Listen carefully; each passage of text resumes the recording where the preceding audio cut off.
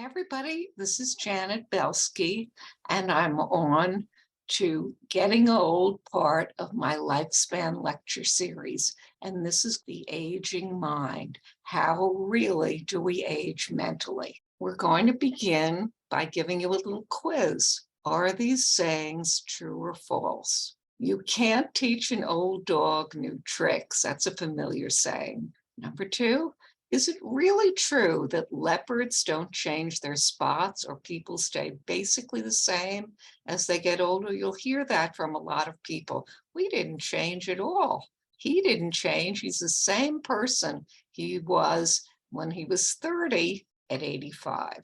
Here's a saying by a man named Carl Jung, who was a luminary in our field. Jung felt that we have to change our priorities.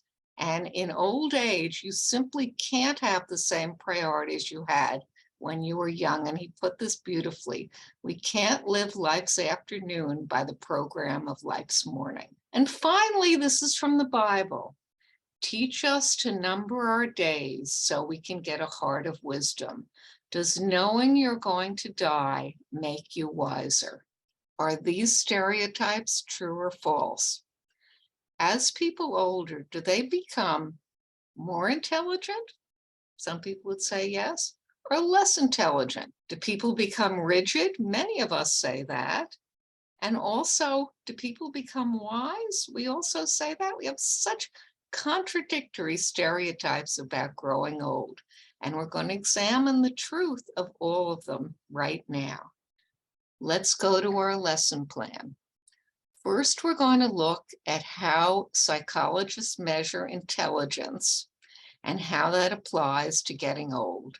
Then we're going to decode what exactly do we mean by wisdom. Then we're going to look at personality. How do we change as people as we get older?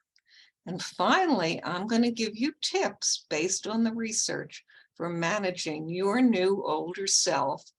And I'm using them myself because I'm now 75. So we go first to intelligence, and we look at the standard IQ test, which is, by the way, typically given to children, not older people.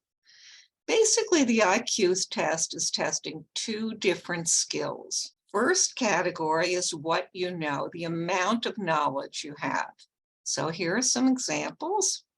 Here's this guy. Who was George Washington? That would be in a very early example on the IQ test, one of the first questions. What exactly does intelligence mean? Give me a definition. Okay, so that's first category. Second category is how quickly can you do new things? Typical example, this is on the test. They have you look at this card and you have to put these blocks together. They have different dimensions on them. Some of them are all white, some of them are half white. Put these blocks together to look like the card as fast as you can. This category is all timed. You have to do it within a certain limit. According to the standard test, intelligence has two different types. First type is how quickly you can do new things. So for instance, somebody's teaching me how to do Zoom right now. How quickly can I master the steps? Type 2, that's, by the way, first type is called fluid intelligence.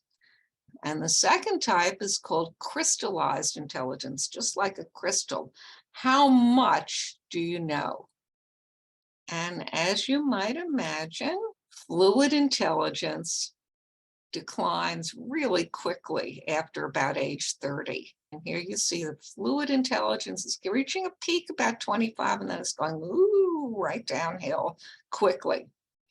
But crystallized intelligence, that makes sense. How much you know really rises well into midlife. Now, here's a chart showing it rises into the 60s, and that's kind of optimistic, but basically we know more as we get older. Looking more deeply, here are some things that really get worse. I just mentioned my ability to quickly learn new material. So mastering the steps to teach this lecture on Zoom is going to be harder for me today than it was, much harder than it was at 20. Another thing is my ability to remember isolated things. What did I have for dinner on Tuesday? What was the person's name I just met? I would do better at that at age 20 or 30 than I do now at 75. Thing that's really going to decline quickly is this thing called reaction time. So if you measure it in the laboratory, they will see that older people have worse reflexes. When a tennis ball is coming at them, they're slower to figure out how to manipulate their mind to get that serve out. Information has to come in, has to cook around, and then it has to come out. We all have slower reflexes. But as you reach my age, here are some things you're likely to notice. First thing you're likely to notice is problems focusing. Sometimes when I'm reading, my mind is going in a different direction. It's harder for me to pay attention when I'm watching a movie or when I'm reading the book. I'll be talking about something and suddenly I'll say, what was I talking about? I forgot that completely. Bottom line here is also when a lot of stuff is going on, I'm getting more confused. So here's a visual example. You're at a dinner party and there are the older people there, and it's having a wonderful time, but you're kind of getting derailed by all the side conversations that are going on. This guy is looking at a birthday card. Here are my grandkids. I'm having a little trouble figuring out everything, and I'm getting just a little bit confused there. That's something that didn't happen before, but now it's happening now that I'm reaching my mid-70s. The bottom line, as we get older, our mind gets slower. And this loss applies to everything from returning the tennis serve to fully enjoying that large family dinner without getting a little bit confused, to even paying attention to what I'm saying right now. And if you're my age, I'm betting, just as would happen with me, your mind may be wandering a bit as I'm talking, and you have to really train it to get back to what I'm saying. But there are things that are getting better as we get older. Our crystallized stuff. Learning how to control yourself. I notice that I am much better when I get agitated at calming myself down than I used to be. Much better than I was at 20 or 30. Obviously, I know how to be a parent and I know how to be a partner better than I did when I was younger. I've learned those skills through practice. I'm better at my career. It took me a long time to get good at teaching. I'm much better than I used to be. And basically, I'm better at competently handling living than I used to be, certainly at 20, as I think back and think of how didn't know what I was doing really when I was younger, which explains why, and here we have two examples, even though they are less mentally quick, most people reach their peak of their career in late middle age. And some of them, and we have the examples right here, do great work when they're older. Nancy Pelosi, I think everybody would agree, is, no matter whether you like her politics or not, got better as a speaker in later life. And Steven Spielberg is just as good at producing world-class movies as he was, probably better than he was when he was 30 or 40. So that's our crystallized intelligence. But does wisdom grow as we get older?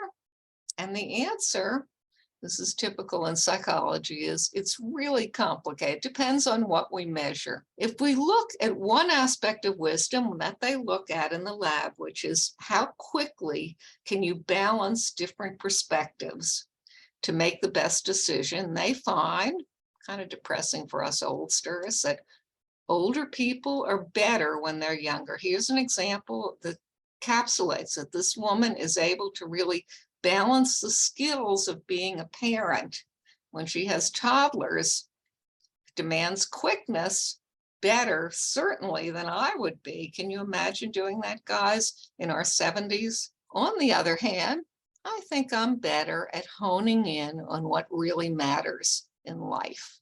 And this is what we're going to be talking about in the rest of this lecture. Bringing me to our personality.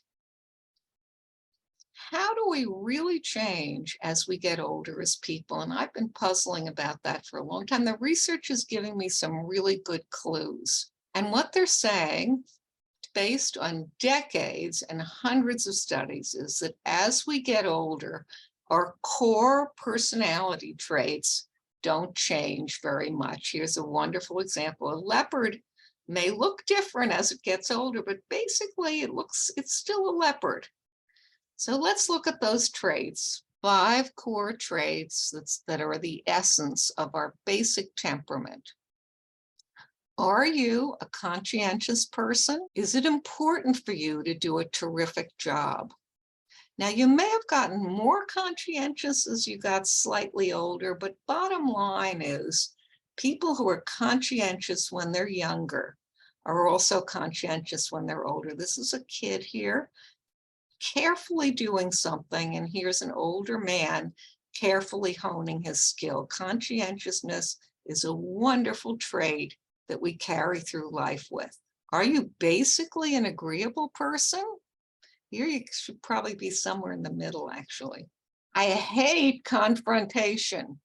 Makes me very nervous. Any kind of saying no to people is difficult for me. Fighting with people is difficult for me.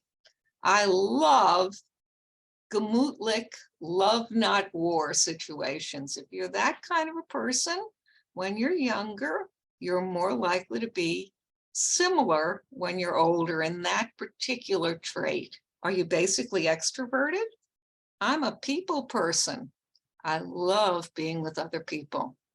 If you're basically that kind of person, in I would say toddlerhood, you're going to be that kind of person as you get older. And we have lots of research that shows extroversion and introversion, tracking people, are traits we carry with us throughout our whole lives. You're basically one or the other, or you're in the middle. You know, these are bell-shaped curves. Are you basically an emotionally disturbed person? I've been anxious all my life. I'm moody. I'm depressed. I tend to look at the dark side of things. This is something that I have to really monitor. This is my basic temperament, and obviously this is not a good thing. You're somebody who's emotionally disturbed when they're younger and more likely to have, that's going to crop up as they get older too.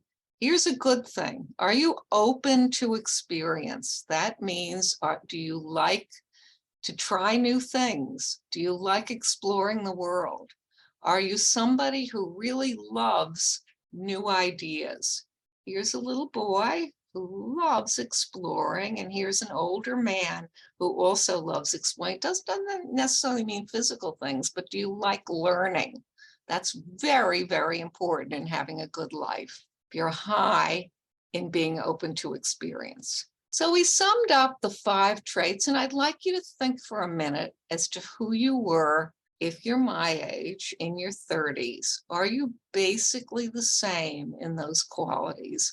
And I think you will find that the answer is probably going to be yes, going along with the thousands of studies we've done in psychology. But I also feel that I've changed. And now we have a theorist that's going to spell out really the essence of the way we change as people as we get older. Her name is Laura Carstensen. And she said, what really changes is our priorities. It makes a lot of sense. When we're younger, we're always thinking in terms of the future. What's going to happen in 10 or 20 years? And our future really seems limitless. Our priorities are focused on what's happening in the future. When you're my age, you don't have much of a future left. So your priorities have to shift. What's going to make me feel good today? And because when we're young, we live in the future. Where do I want my life to go in 20 years? What do I want to do? I'm going to put myself into unpleasant situations because there's going to be a payoff later on. So imagining that I'm doing these PowerPoints and I'm 30, it's going to be much more important to me to put myself out in a lot of things I might not want to do. The marketing aspect of this, going to see people I don't like, because my payoff is going to be success in the future. But I'm older, and because I don't have much of a future, I'm going to focus more on what's good today. What can I do to feel happiest today? And for me, it would really be just enjoying doing these PowerPoints. It's not going to be what's happening in 1 month or in 10 years or where I'm going to go, basically in my quote career. And because I've been there, I've had my career, I'm no longer striving for career success. I'm going to focus mainly, I just did it today, on my relationships. What's going to make me happy with my partner today? How can I enjoy being with the person I love today? This is me with my partner. And here's another example. When I'm seeing my family, there's an older person, or I should say an older couple, and there she is. And let me just look at the beautiful forest here, and we're just going to love each other up, because really my relationships are the most important thing in my life. I shed that other stuff, and that's the way older people feel, which may explain the paradox. People report being happiest in old age, and by the way, this is a universal.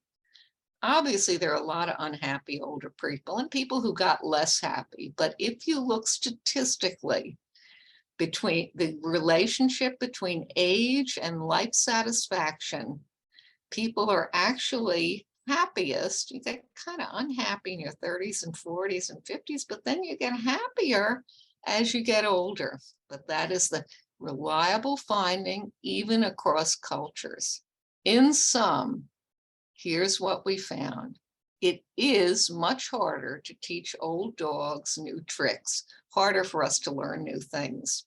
In many basic ways, we are the same person at age 70. I see myself as the same person in my 70s as I was when I was 30. If I really think about it, I'd like you to think about that one too. But I have different priorities.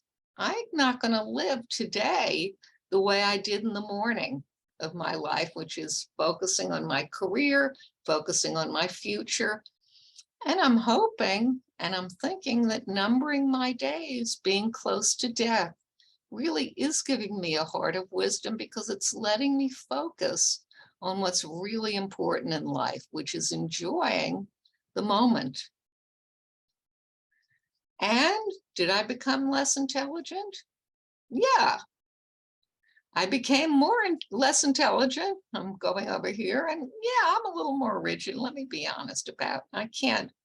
I'm not as flexible mentally, but I'm hoping that in other ways, I became more intelligent in the sense of being focused on the things that really matter. So it all depends on what we test. Both of those are true of us as we get older. Okay, so let's get a little practical. How am I and how are you going to manage your new older self? The things that really aren't as good. First thing that we need to do, and I think a lot of us automatically do this, is we become much more selective. So for instance, today I'm going to focus on the one thing that I want to do. I'm not going to do 50 different things because they make me very anxious and I can't do it as well. I know that speed is my enemy. Anything fast is going to give me a problem. So I'm going to spend more time on the one thing that I decide to do today. I'm going to prioritize, and I'm going to give myself a lot more time and not get nervous, because it takes me twice as long. That's okay too. And I'm certainly going to avoid situations where I'm going to get confused, where there's too much going on. So I may say to myself, and you may say the same thing, maybe I'll pass up that big party that I'm supposed to go to. because it's just not going to be a pleasant experience for me. There's too many people here. There's too much happening. I think I'm going to make sure, even though I'm extroverted, to see maybe the one or two people that I really like, and we're going to get together for a while, but not a huge group. And when I go to the airport, don't tell anybody, maybe I'll use a wheelchair now, because that's going to make things easier. It gets so confusing when I get there and everybody's running around. I haven't used the wheelchair yet, but I think I might do it. But most important, I'm going to enjoy the limited time that I have left on this earth. And I'm going to try to focus really exclusively on the things I want to do. Because today, I never had this before. I have the freedom to really be wise and focus. Wisdom really to me is what's really important in your life, and are you going to focus on those things? But now I'm able to do it. I never was before. I have the freedom to finally be wise. We're at the end. And if you like this lecture, you can join me at my website, www.belskybeinghuman.com. As I draw on my half century, it's been that long, guys, writing college textbooks to really decode everything the scientists know in simple terms about how we develop as people. Next lecture, moving on to something that's very important to me and everybody my age, which is memory. How does our memory really change as we get older? We're going to look at the scientific research, and then we're also going to look at what happens when you're worried about your memory. Who do you go to? What are the tests they give? And how can you make sense of that experience? So I'll see you in the next lecture, I hope.